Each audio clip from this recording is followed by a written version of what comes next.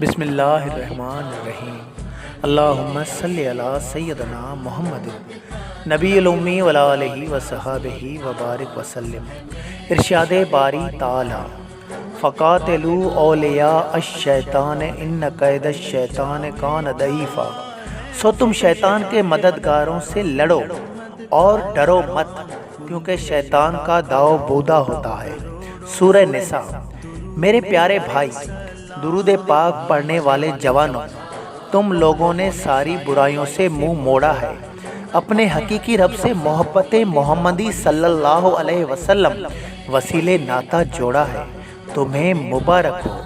ارشاد باری تعالی وَمِنْهُمْ سَابِقٌ بِالْخَيْرَاتِ بِإِذْنِ اللَّهِ، ترجمہ، اور کچھ خدا کے حکم سے نیکوں میں آگے نکل جانے والے ہیں۔ سورہ فاتر نمبر 32۔ موڑن ای موٹن مہنو تھیا نظارے نروار، ترجمہ، وہ واپس لوٹنے کو تانا سمجھتے ہیں، ہمیشہ حق کی طرف بڑھتے ہیں۔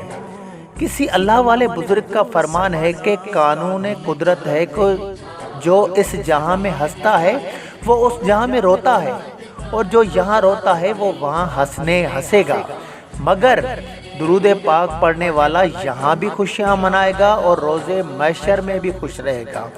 حوریں آب کوثر جنت الفردوس سب انتظار میں ہیں۔ درود پاک آپ کی امیدوں کو پایہ تکمیل تک پہنچانے کا واحد ذریعہ ہے، اس سے منہ نہیں موڑیں۔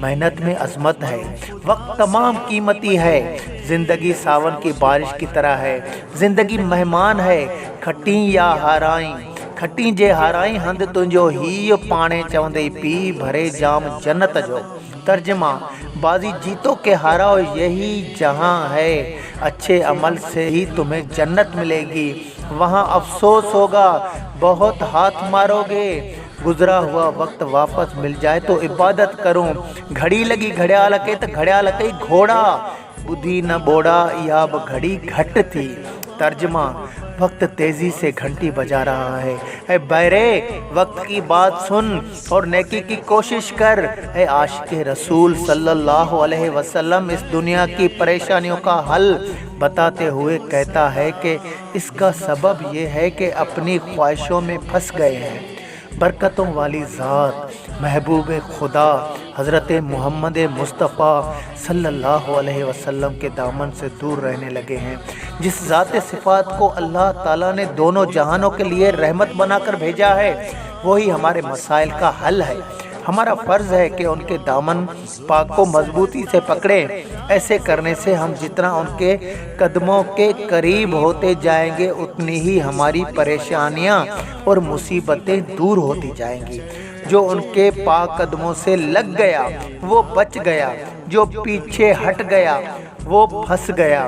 اس کی مثال اس طرح ہے کہ جیسے گھریلو چکی ہوتی ہے، اس کے بیچ میں ایک لکڑی کا کیل ہوتا ہے جس پر دانے پیسنے والے پتھر گول گھومتا ہے۔ اس کیل کے اوپر دانے ڈالے جاتے ہیں، جو دانے اس سے دور ہوتے ہیں وہ پس کر آٹا بن جاتے ہیں، جو اس کیل کو قریب ٹھہرے دانے محفوظ وہ سلامت بچ جاتے ہیں۔ نبی پاک صلی اللہ علیہ وسلم کا شان اعلیٰ سے اعلیٰ ہے۔ آپ صلی اللہ علیہ وسلم کی شان میں ایک شاعر کا یہ شعر لکھتے ہیں، کمان کان حق قصہ مختصر، کمان کان حق قصہ مختصر، انیا شان محمد بہتر کا بہتر، حیدر۔